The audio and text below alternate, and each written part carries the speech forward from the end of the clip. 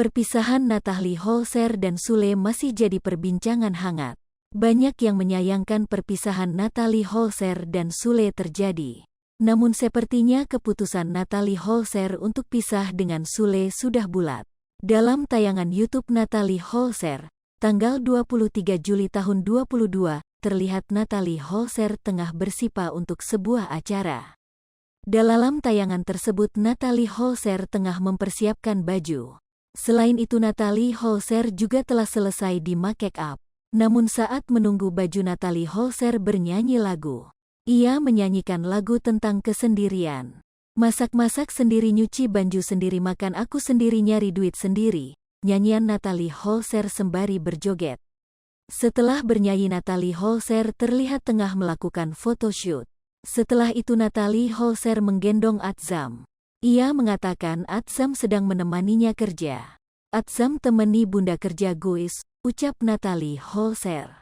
Sebelumnya terkuak fakta baru di saat proses persidangan antara Natalie Holzer dan Sule di Pengadilan Agama Cikarang, Jawa Barat Rabu, tanggal 20 Juli tahun 2022 lalu. Hal itu rupanya mengenai cara Sule menjumpai Natalie Holzer saat proses persidangan cerai baru akan dimulai. Terlihat cara Sule bersalaman dengan Natalie Holzer dianggap sombong dan angkuh. Ia, pada sidang perceraian dengan Natalie Holzer, Sule begitu pendiam. Bahkan ayah putri Delina itu sampai menolak untuk diwawancara oleh sejumlah awak media. Dilansir dari akun Instagram _gosip terekam bagaimana cara Sule bersalaman dengan Natalie Holzer. Seolah seperti orang asing cara Sule bersalaman dengan Natalie Holzer jadi perhatian banyak pihak. Bahkan Sule terlihat hanya menyentuh kulit telapak tangan Natalie Holzer dan kemudian memilih pergi. Tampak Sule mengenakan kaos putih L lengan panjang.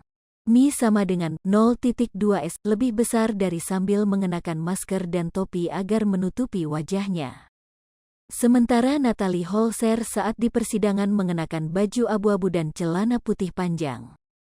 Sontak saja pada potongan video itu banyak yang menyayangkan sikap Sule yang begitu sombong ketika bertemu Natalie Holzer.